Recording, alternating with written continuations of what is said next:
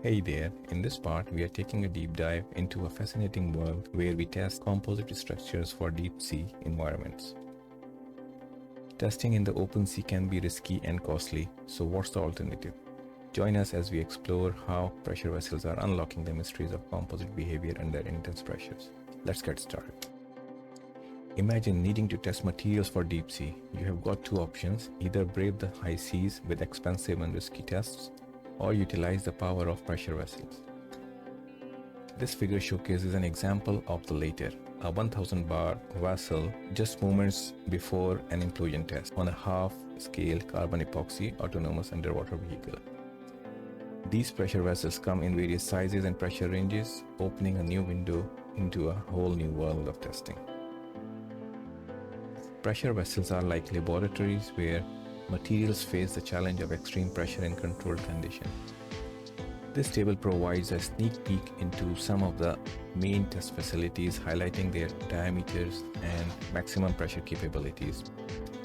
Most of these facilities house a variety of pressure vessels, each of its own unique combination of size, maximum pressure capacity, temperature range, and instrumentation options.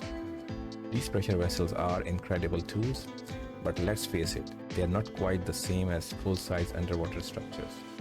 While they come in various sizes, they're still quite limited compared to the vastness of the deep sea.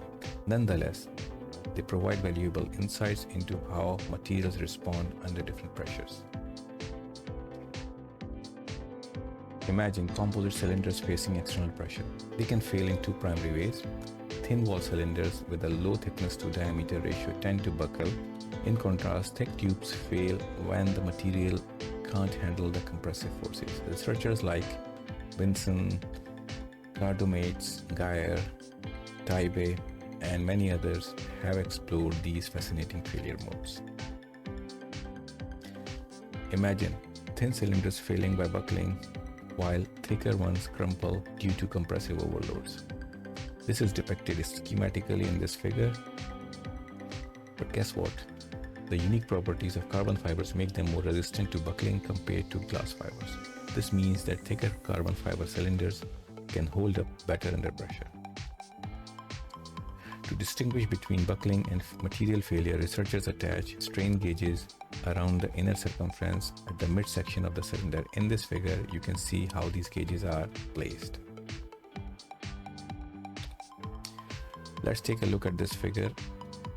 The strain gauge readings from implosion tests on glass and carbon fiber cylinders of different thicknesses, varying between 5, 10, and 20 millimeters, which tell an interesting story. Thin walls show buckling behavior, while thick walls resist buckling. The maximum strains are higher when buckling doesn't occur. This figure introduces us to specific implosion pressures for both materials. The normalized pressure versus the thickness to diameter ratio relationship provides a handy tool for estimating thickness needed for specific depths. Various data from implosion tests in buckling range have been published.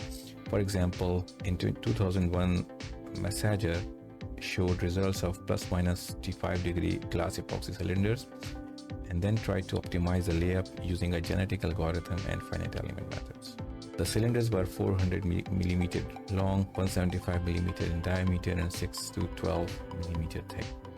Moon in 2010 examined carbon epoxy cylinders with other layups, plus minus 30 90 degrees and plus minus 45 90 degrees, and also plus minus 60 90 degree combinations.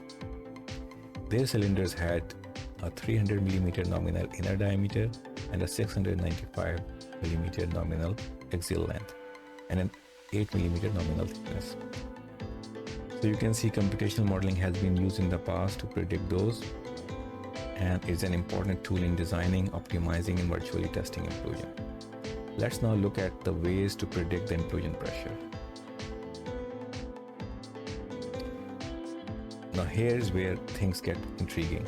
Based on previous findings, researchers are tempted to predict the implosion pressure of these composite cylinders. In the buckling range, analytical expressions are available. For instance, for an infinite long composite tube, the buckling pressure, which is given as P buckling in these equations, is determined by the equation shown on the screen. And this equation involves factors like number of buckles, radius, hoop modulus, Poisson's ratio, and wall thickness. Complex numerical methods, including finite element analysis, also come into play. Researchers have attempted to model the behavior of thin wall tubes, but defining an appropriate initial imperfection to initiate buckling can be a challenge. And later on, I will show, when I will be discussing the implications, you will see that defects can play a very important role in causing buckling or implosion in a structure.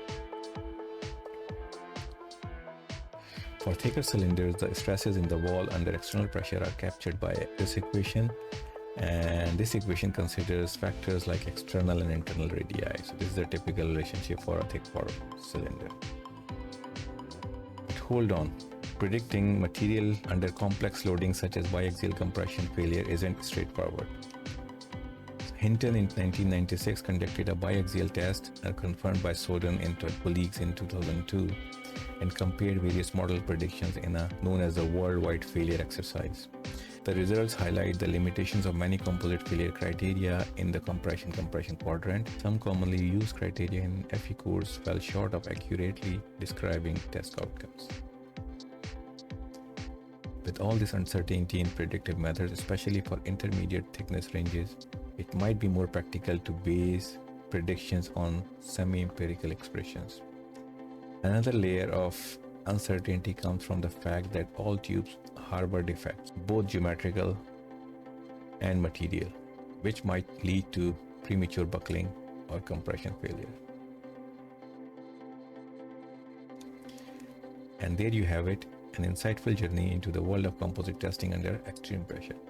These pressure vessels are like windows into the deep sea challenges that material must face. Keep in mind that while these vessels might not replicate the ocean vastness, they sure provide a valuable peek into what happens when material meet intense pressure. The next part, I will be discussing about the impact of different defects on implosion pressures. If this exploration left you intrigued, hit the like button and don't forget to subscribe for more riveting scientific explorations. Thanks for joining me, and remember, science knows no bounds. Until next time, keep questioning and stay curious.